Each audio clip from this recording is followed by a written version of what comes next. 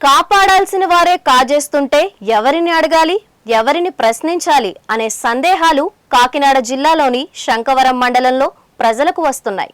నెల్లిపూడి శంకవరం గ్రామాల్లో కొండలను పిండి చేసేస్తున్నారు.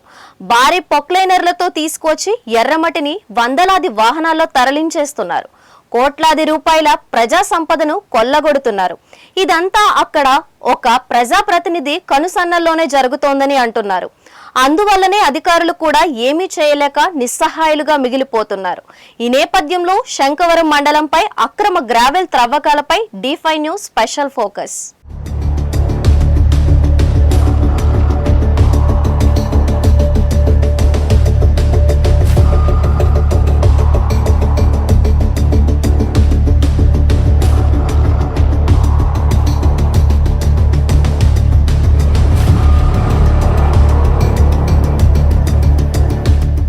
శంకవరం గ్రామ పరిధిలోని సర్వే నెంబర్ 225లో సుమారు 190 ఎకరాల విస్తీర్ణంలో ఉన్న పులికొండపై ఈ అక్రమ తవ్వకాలు జరుగుతున్నట్లు స్థానికులు చెబుతున్నారు.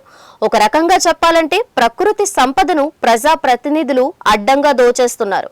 ఎందుకంటే దీనికి భారీ పెట్టుబడులు అవసరం లేదు, సొంతంగా ఉత్పత్తి చేయాల్సిన పని లేదు. అంతేకాదు మార్కెట్లో బ్రహ్మాండమైన డిమాండ్ ఉంది.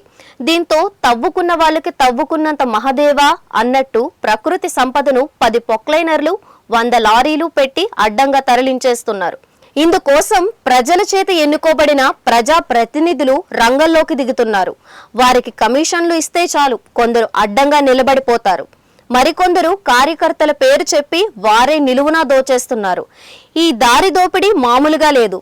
ఉమ్మడి గోదావరి జిల్లాలోనే కాదు రాష్ట్రమంతా ఇదే తీరుగా ఉంది. ముఖ్యంగా గోదావరి ఇసుకను ఇలాగే దోచేస్తున్నారు. ఇక ఎర్రమట్టి కొండలను తవ్వేస్తున్నారు, మట్టిని పట్టుకుపోతున్నారు. ఇక గ్రావెల్ అయితే అంతే లేదు. ముఖ్యంగా మైనింగ్ శాఖ చేష్టలుడిగి చూస్తూ ఉండడంతో ఎవరికి అనుమతులు ఇస్తున్నారో ఎవరు దోచేస్తున్నారో తెలియడం లేదు. ఎకరం తవ్వుకుంటామని చెప్పి 100 ఎకరాలు తవ్వేస్తున్న RDO, MRO, mining, vigilance, RTA, police అధికారులు ఎవరూ నోరు మెదపడం లేదు. ఇన్ని వ్యవస్థలు ఇలా అడ్డంగా నిలుచుండిపోతే ఎవరు మాత్రం ఏం చేయగలరని అంటున్నారు.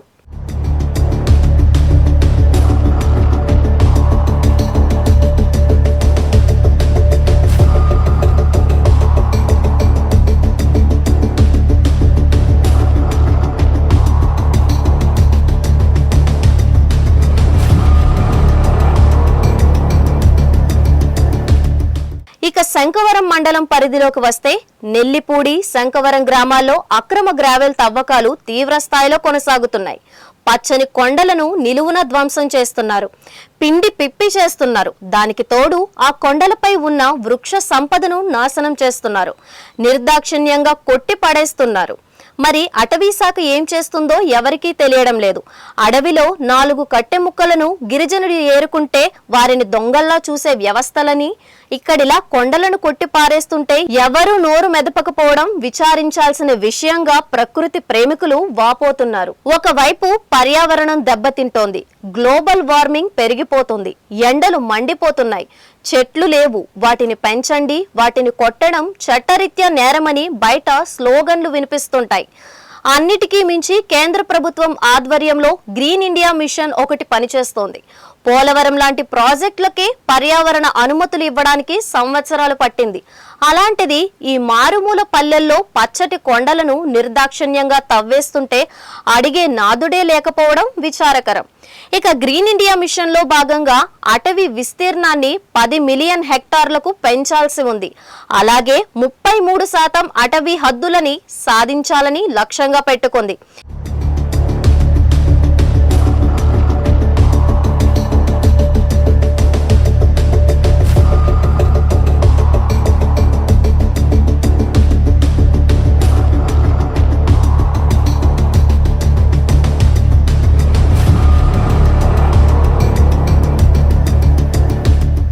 ఇది ఎడారీకరణను ఎదుర్కోవడానికి, పర్యావరణ వ్యవస్థలను పునరుద్ధరించడానికి ఈ మిషన్ పనిచేస్తుంది.